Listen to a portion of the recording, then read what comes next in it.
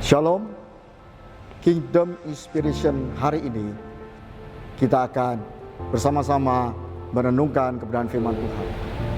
Shalom saudara, saya tidak tahu Anda sedang di mana, tetapi saudara, kita semua hari-hari ini sedang menghadapi sebuah situasi yang tidak nyaman. Saudara, sebuah keadaan yang tidak bisa diprediksi. COVID-19 ini membuat banyak orang kebingungan, ketakutan. Saudara, orang-orang kaya yang punya duit juga sekarang ini kebingungan, apalagi yang tidak punya duit. Ketakutan melanda seluruh dunia. Negara-negara besar juga mengalami problem dan masalah. COVID-19 telah mengancam saudara ekonomi dunia ini. Lalu bagaimana sikap kita? Sepertinya ada tatanan baru yang kemudian mengguncang dunia ini. Tetapi saudara, kita harus tetap percaya kepada kebenaran firman Tuhan. Saudara, ada sebuah kebenaran firman Tuhan yang berbicara, yang berkata, yang sangat tegas, jangan mengumpulkan harta di bumi. Saya akan baca ayat ini dengan lebih lengkap, saudara. Jangan kamu mengumpulkan harta di bumi ngengat dan karat merusakkannya, dan pencuri membongkar serta mencurinya. Tetapi kumpulkanlah bagimu harta di surga. Di surga ngengat dan karat tidak merusakkannya, dan pencuri tidak membongkar serta mencurinya. Yesus atau Isa Al-Masih lah yang mengatakan ayat ini. Dan saya percaya ayat ini atau perkataan kebenaran ini tetap relevan sampai saat ini. Saudaraku sekalian, apa artinya mengumpulkan harta di surga? Saudaraku sekalian, ini agak kontradiktif, karena kalau kita tahu, saudaraku sekalian, harta hampir segala-galanya bagi kehidupan setiap kita. Saudaraku, memang orang pernah berkata uang bukan segala-galanya, tapi kita tahu bahwa segala-galanya, hampir segala-galanya membutuhkan uang.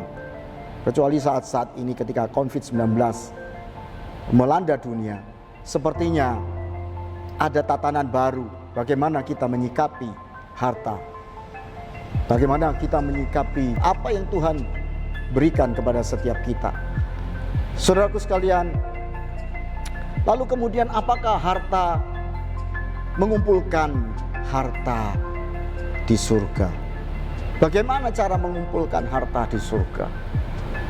Saudara, mari kita juga lihat bagaimana kebenaran firman Tuhan yang mengatakan itu. Rasul Paulus memberitahu kepada Timotius, muridnya, peringatkanlah kepada orang-orang kaya di dunia agar jangan tinggi hati dan jangan berharap pada sesuatu yang tak tentu seperti kekayaan.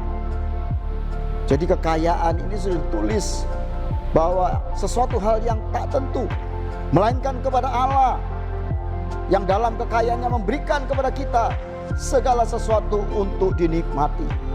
Peringatkanlah agar mereka itu berbuat baik, menjadi kaya dalam kebajikan, suka memberi dan berbagi, dan dengan demikian mengumpulkan satu harta sebagai dasar yang baik bagi dirinya di waktu yang akan datang untuk mencapai hidup yang sebenarnya. Jadi saudara, dengan jelas di sini dikatakan bahwa kaya di dalam kebajikan, suka memberi, berbagi, dan suka berbuat baik, itu adalah mengumpulkan satu harta di surga sebagai dasar yang baik untuk waktu yang akan datang. Saudaraku sekalian, bagaimana sikap Anda dan saya tentang harta ini? Saudaraku sekalian, itu menentukan juga bagaimana hati kita sebenarnya. Apakah hati kita dikuasai oleh harta, atau harta yang menguasai hati kita? Hari-hari ini saudaraku sekalian, kita semua masuk dalam sebuah ujian. Bagaimana kita menyikapi hidup ini? Apakah kita terikat dengan harta?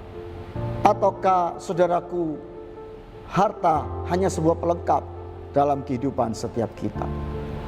Saudaraku sekalian, kalau demikian apakah Tuhan tidak menghendaki kita mempunyai banyak harta.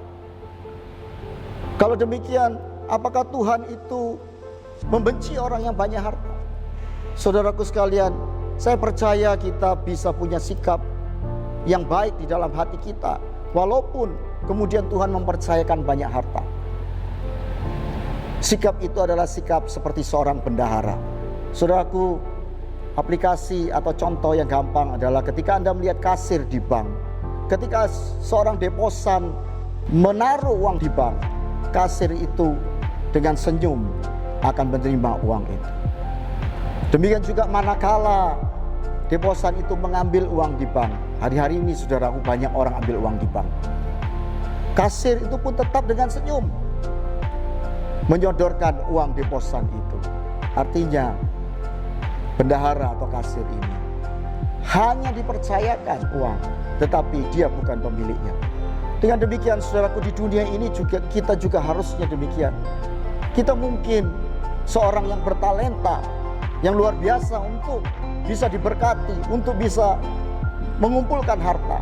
Tetapi sekali lagi, jangan kita terikat dengan harta. Tapi baiklah saudaraku, harta itu sebagai sebuah kepercayaan yang diberikan Tuhan kepada kita untuk kita nikmati, dan demikian juga untuk kita juga memakai harta itu sebagai kebajikan untuk berbuat baik kepada orang lain. Dengan demikian saudaraku sekalian, kehidupan setiap kita di dunia ini adalah sebuah kehidupan yang bertujuan, bukan hanya sementara di dunia, tetapi untuk mengumpulkan kemudian harta di surga bagi kehidupan yang kekal di masa datang. Saudaraku sekalian, untuk itu setiap kita harus bisa berkata, bukan kekuasaanku dan kekuatanku, bukan tanganku lah yang membuat aku memperoleh kekayaan ini, tetapi haruslah kita ingat bahwa Allah, sebab Dialah yang memberikan kekuatan untuk memperoleh kekayaan. Semoga baik Anda yang banyak uang atau dipercaya sedikit uang, Anda sadar, Anda tahu, Anda mengerti bahwa uang bukan segala-galanya. Uang bisa membuat kita bahagia, tetapi biarlah kita membuat uang yang Tuhan percayakan kepada kita hanya sebagai kepercayaan yang Tuhan berikan kepada kita. Tetapi melalui uang itu, biarlah melalui harta itu saudaraku sekalian, kita boleh berbagi, berbuat baik untuk mengumpulkan harta di surga. Tuhan memberkati. Amin.